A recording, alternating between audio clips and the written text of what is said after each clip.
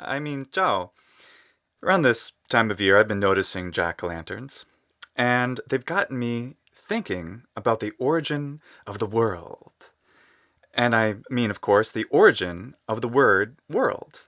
And not just in English, but in Italian, mondo, Spanish, mundo, and other languages, and how this connects to Halloween. So, let's explore together the cosmic origins of this mundane word. I'm Luke, and this is polýMATHY. The English word world comes from Old English wereld, which has a Proto-Germanic root, weraldis. And this Proto-Germanic word, weraldis, has two components. And the second component, aldis, this is like English old or elder, and it means an age. And the first part, wer, well, this means man, adult male. And when I say were as part of another word, what comes to mind? Werewolf. Werewolf. Werewolf? There. What? Werewolf. There. Castle. So werewolf has wer and wolf. Well, wolf because of wolf, and wer because wer is man. A man wolf. Pretty easy, right? Well, what is this wer? Where does that come from? A wer in Old English is a word for man. And the word for woman in Old English, one word was weef, related to English wife, as well as weefman, which is where woman comes from. Weefman, woman. And also this word man has a root in meaning person in Old English, as well as man. And it seems to come possibly from a proto-indo-european root, which is men, which is related to Latin mens, and Romance, like Italian and Spanish mente, which means the mind, as well as the word mind itself and other Latin words like mention, admonish, demonstrate, and even the word automatic in Greek. So beings with minds, with conscious awareness, are people, which is why the word man in more traditional or older forms of English meant it could refer to any human being. Lord of the Rings is a great classic, still beloved literary example of this, where the race of men, with a capital M, meant to refer to all human beings and was used by Tolkien specifically because of its old-fashioned sense. I am no man. Though in current English, we don't say that as much anymore. We tend to just say a person or human to indicate anyone. And of course, what did Neil Armstrong say?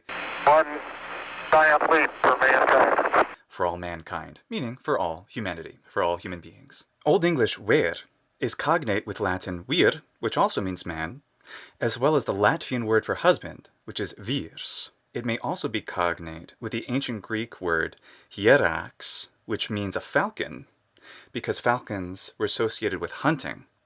And the Proto-Indo-European word, which is wichros, or something like that, meant warrior, hunter, and possibly simply man.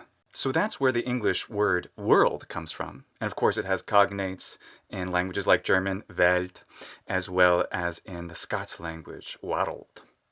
But what about in the Romance languages? In Italian it's mondo, French monde, Spanish it's mundo, and Portuguese mundo. It comes from Latin mundus. Well, mundus, it can mean world in Latin, though there are other words for world in Latin. For example, orbis terrarum, which means the orb or the globe of the lands, orbis terrarum. But mundus can be used as well in that sense.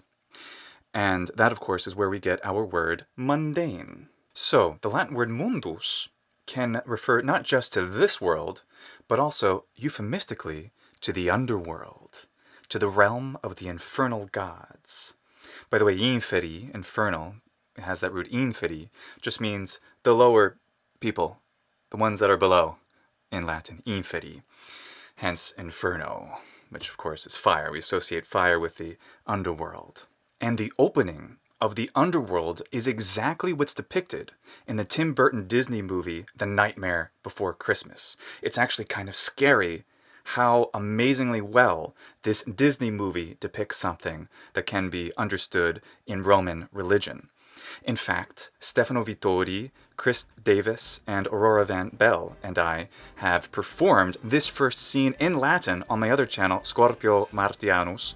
Definitely go subscribe because there are going to be more songs from The Nightmare Before Christmas uploaded onto that channel in the coming weeks. The first song from The Nightmare Before Christmas is called This Is Halloween, but in the Latin translation, Stefano Vittori translated it as Mundus Patet, let the world be open, let the underworld be open, because on Roman religious calendars was inscribed Mundus Patet on 3 days of the year, August 24th, October 5th, and November 8th. And those latter two, those are right around Halloween, aren't they? Which makes sense why modern traditions like All Saints' Day occur around this time as well. So in the first scene of The Nightmare Before Christmas, we see the Mundus Cereris, a sacred well dug at the center of each Roman town that is opened by the priest of Ceres.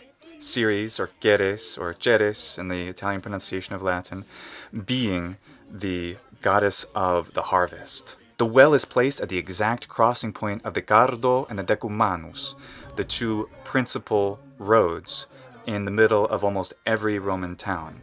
And that's the quadrivium, the four-way crossing. The well, representing both the universe, the mundus, the world, the underworld. It's an introverted altar, the only altar that was inscribed in the inner part instead of the outer one. And an uterus, and consecrated to the manes, the gods of the underworld. Once it's opened, it lets the souls of the dead go beyond the limit between the world of the dead and that of the living people. Exactly what's in the film. Definitely go check out our video in Latin. You'll love it. So mundus, meaning underworld, meaning the world, having to do with clean things, doesn't exactly have a cosmic origin. Or does it? Well, the Greek word is kosmos for the world and the universe. And it also, in ancient Greek, means order. So, by coincidence, it would seem, a Latin word mundus, meaning order, ends up meaning the world, just like the Greek word kosmos. Maybe it was from influence of the Hellenistic culture, which existed in the Mediterranean while Roman civilization was growing.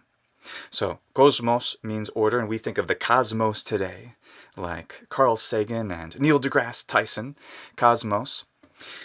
And interestingly, back in the 20th century, the Soviet Union named their space explorers cosmonauts, kosmonauti, while, of course, the Americans, NASA, named their star sailors astronauts, which is what that means, astro, star, and nautes, meaning sailor, as opposed to cosmonautes, the Russians using a slightly different route for their cosmos sailors, which is pretty cool and very convenient. Definitely an economy of words. You can just say in the 20th century cosmonaut, and we know we mean Soviet star sailors and or cosmos sailors, and then astronaut to mean the American ones. And so those were the only two types of space explorers in the mid-20th century. And speaking of Slavic, what is the word for world in the Slavic languages?